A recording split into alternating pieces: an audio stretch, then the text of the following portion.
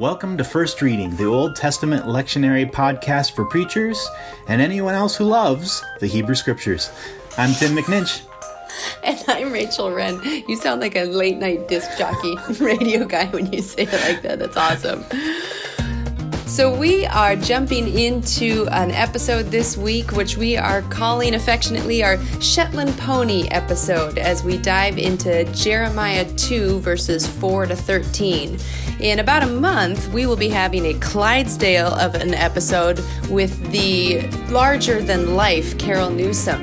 But for this week, we've just got a little mini episode for you on Jeremiah 2 for September 1st. So, Tim, what do you got for us? All right, well, let's dive in. A little bit of context here. As we discussed in our conversation last week with Brent Strawn on the first chapter of Jeremiah, and by the way, if you missed that, you should definitely go back and give it a listen. But anyway, we talked with Brent about Jeremiah's historical context. He was a prophet who had the task of speaking some unpopular messages during the final years before the conquest of Judah by the Babylonians.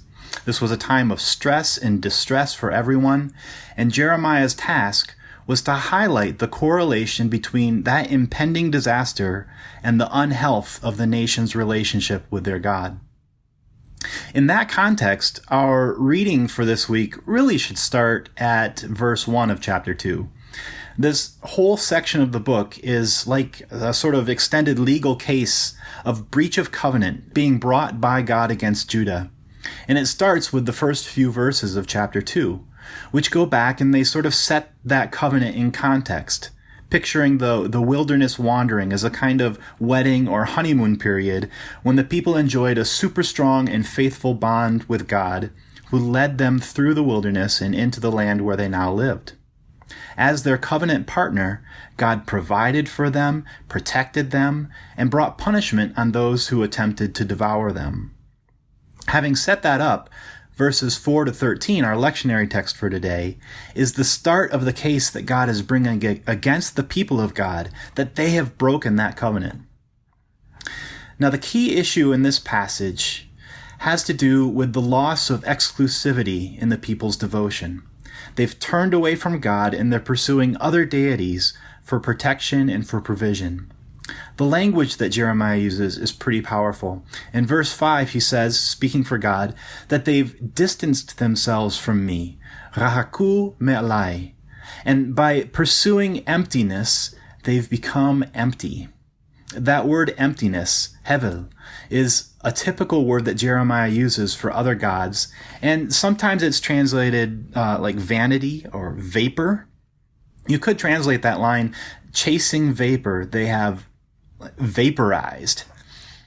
What a striking word picture of what happens when the people pursue what is not God.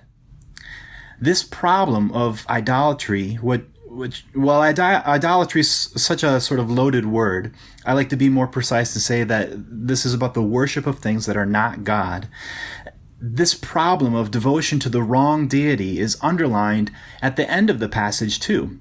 In verse 13, Jeremiah says that the people are doubly in the wrong. First, they abandon God, who's described as a spring of flowing water, and adding insult to injury, they dug broken cisterns that won't even hold water.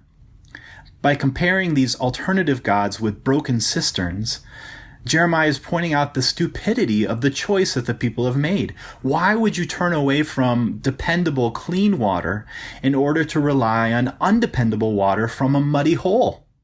But that's what they've done in turning from covenant loyalty with God to dependence on other gods. There's a whole lot more detail in this text, but I think that gets at the gist of what's going on with it. This passage is an expression of divine hurt and a sense of abandonment at the disloyalty of the people to whom God has been so faithful. So let's talk about preaching this. First, a couple preaching pitfalls. Number one, it's easy when preaching about idolatry to get so into the text that we forget our own context. Now, though most of you listening to this podcast probably identify as Christian and worship in an exclusively Christian context, we live in a religiously plural society. Christianity is not our national religion, and our national ills are not the result of people worshiping non-Christian deities. We're not the Israel or Judah of the Bible, and our covenant with God is not a geopolitical or national covenant.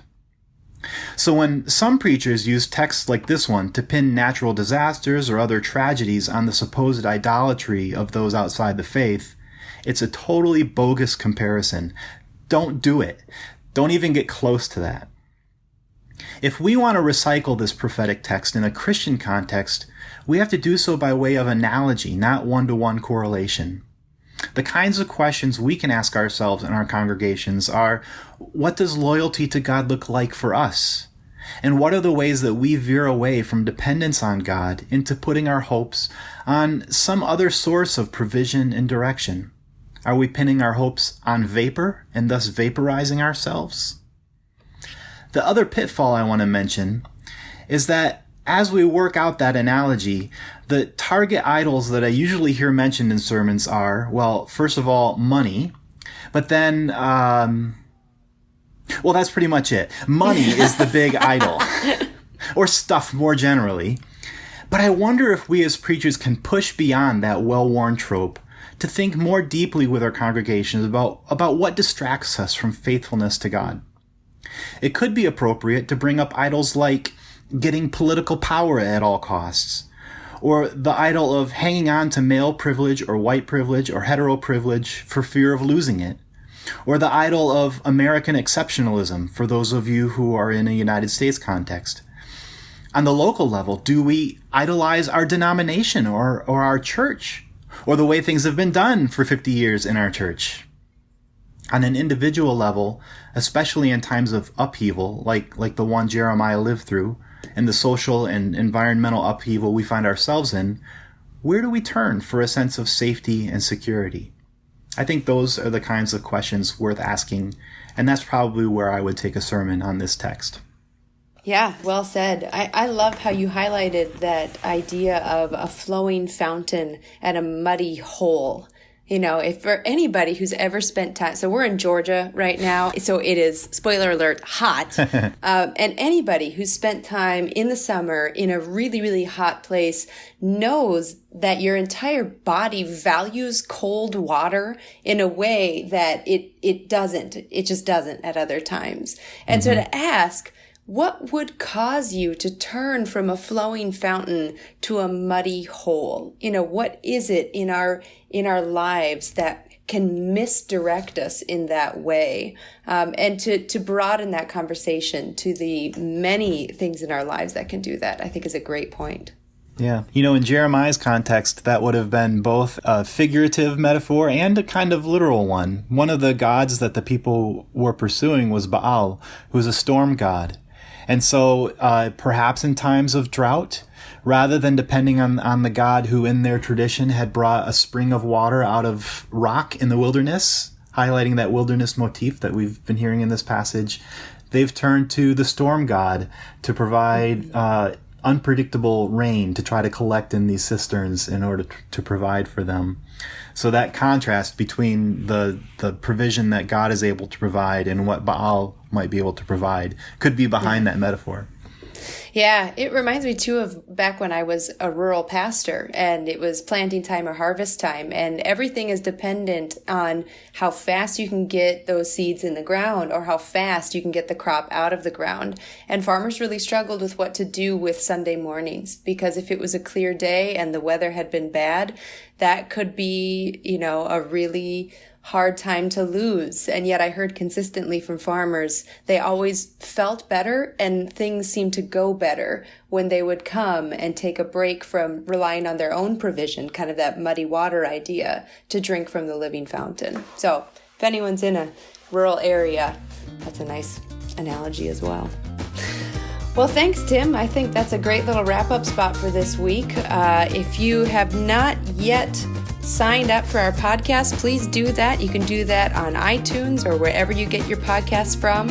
If you prefer to use the internet for some reason, you can find all of our podcasts and more at firstreadingpodcast.com. Until next time, I'm Rachel Wren. And I'm Tim McNinch. Thanks so much for listening.